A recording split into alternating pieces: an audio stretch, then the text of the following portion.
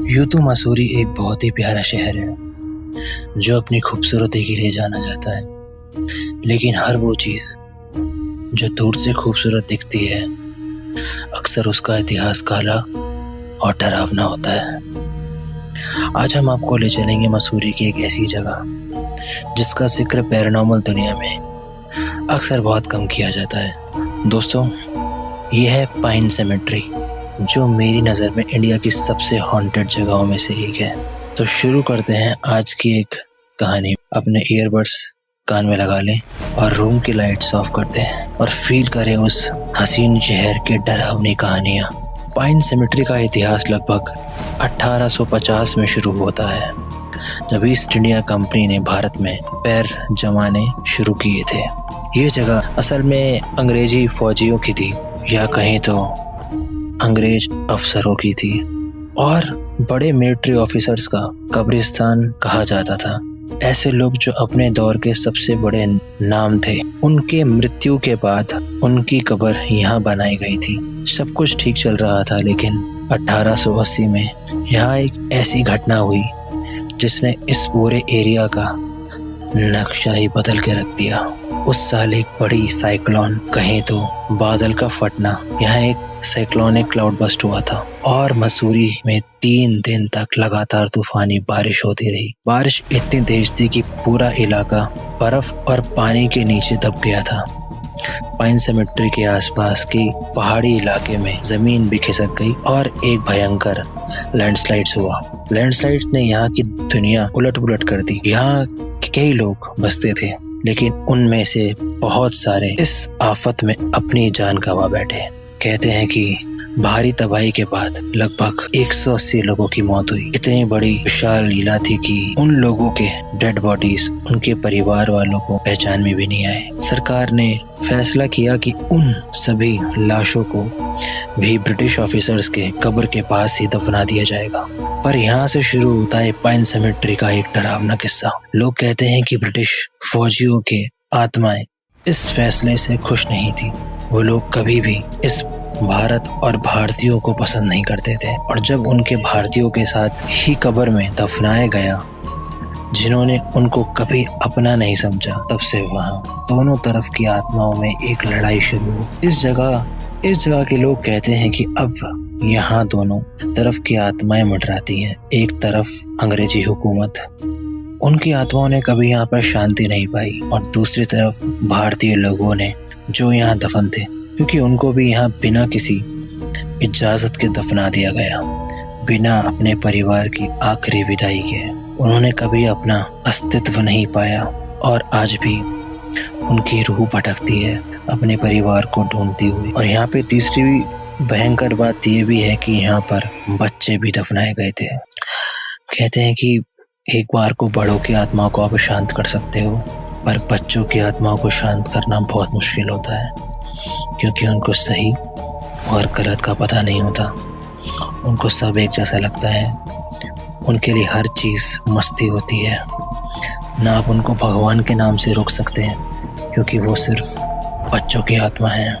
लोग कहते हैं कि आज भी उन नन्हे भूत प्रेत अब अपने माँ बाप को ढूंढते हुए कब्रिस्तान के आसपास दिखते हैं। यहाँ पे वॉचमैन की स्टोरी भी बहुत पॉपुलर है। कहने को यहाँ के लोग वॉचमैन की स्टोरी के बारे में कम बात करते हैं, पर मतलब दोस्त था और दोस्त की फैमिली रहती थी, उसके थ्रू हमने वहाँ के लोगों से बात करने की कोशिश की थी, उनकी लैंग्वेज में अपना बन के। तो ये जो वहाँ के लोगों ने बताया, ये मैं आपको वो बताने जा रहा हूँ। और अब बात करते हैं एक ऐसी वॉचमैन की जो कब्रिस्तान की निगरानी करता था। कहते हैं कि एक रात वो आदमी शराब पीकर एक कब्र के पास ही सो गया। जब सुबह उसने अपनी आंखें खोली तो उसने देखा जो आपके होश उड़ा देगा। उसके सामने खड़ी थी एक डरावनी भटकती रूह, अंग्रेज फौजियों की आत्मा, जो शायद उसे यहाँ नहीं चाहिए थी। तो बात करते हैं इस वॉचमैन की। वॉचमैन एक रात शराब पी के कब्र के पास सो गया था। अब शराब पी के तो लोगों को होश होता नहीं, वो कहाँ सो रहे हैं, क्या कर रहे हैं। उसने पहले कब्र के पास बाथरूम किया और उस कब्र को, यानी अंग्रेजी फौजी के कब्र को, बुरा भला बोल के उसी कब्र के पास, कहीं तो उस कब्र के ऊपर ही सो गया। उसने दारू पे रखी थी। उसने रात को वहां पे बहुत सी आत्माओं की आवाज सुनी जो उसको कह रही थी चले जाओ, नहीं तो यहाँ से उठ के कभी घर नहीं जा पाओगे। और यही हकीकत है, वो कभी वहां से उठ ही नहीं पाया। जब वो सुबह उठा वहां से, उसके दोनों पैर किसी ने रस्सी से उल्टे करके बांधे हुए थे और उसके पैर, जब उसे वहां से निकाला गया तो उसके पैर पैरालाइज हो गए। उसने बहुत कुछ बताया उस रात के बारे में। ये उन सब का मानना है। ये मैं आपको उन सब के द्वारा बताई हुई कहानियां हैं जो वही बता रहा हूँ। इसमें क्या सच है और क्या झूठ, ये तो अब आपको ही देखना है। उसने रात को वहाँ पे बहुत सारे अंग्रेज यूनिफॉर्म में देखे थे जो भारत के लिए बगावत कर रहे थे, पर ये सब सिर्फ उनकी आत्माएं थी। जब वो सुबह उठ के उसको पता लगा कि उसके पैर नहीं है, वो पैरालाइज्ड है, उसने सुबह उठ के एक आत्मा को देखा था। वो वहाँ का ब्रिगेडियर था। हाँ जी, उन्हीं अंग्रेज अफसरों का ब्रिगेडियर। इस ब्रिगेडियर को वहाँ पे बहुत जगह देखा गया है। जो भी कोई रात को उस सेमेट्री के पास से निकलता है, खैर उसके अंदर तो जाने की किसी की हिम्मत भी नहीं है। बहुत सारे पैरानॉर्मल रिसर्चर्स जाने की कोशिश भी किया, बट जा नहीं पाए, और जो गए वो वापस नहीं आ पाए। आप सब भी ये स्टोरी सुन के वहाँ पे नहीं जाइएगा, क्योंकि आपकी जान आपके परिवार के लिए कीमती है। कहानी में आगे चलते हैं। वॉचमैन ने कहा था कि उसने उस रूह की आंखों में ऐसी भयंकर नफरत देखी थी जो उसके दिमाग में तस्वीर बन गई थी। उसके बाद वो वॉचमैन कभी भी ठीक नहीं हो पाया। 3 दिन के अंदर वो इतना पागल हो गया कि उसको मेंटल असाइलम में भर्ती करना पड़ा, और 2 हफ्ते बाद मेंटल असाइलम में शॉक देते हुए उस वॉचमैन की मृत्यु हो गई। तो तभी से पाइन सेमेट्री में किसी वॉचमैन की नौकरी नहीं लगती, और जो वॉचमैन वहाँ नौकरी करने आते भी हैं वो एक रात से ज़्यादा नहीं टिक पाते। वॉचमैन कहते हैं कि इस जगह की शैतानी शक्तियाँ अब कभी वापस नहीं आ सकती, और यहाँ जो भी गया है वो कभी वापस नहीं आएगा।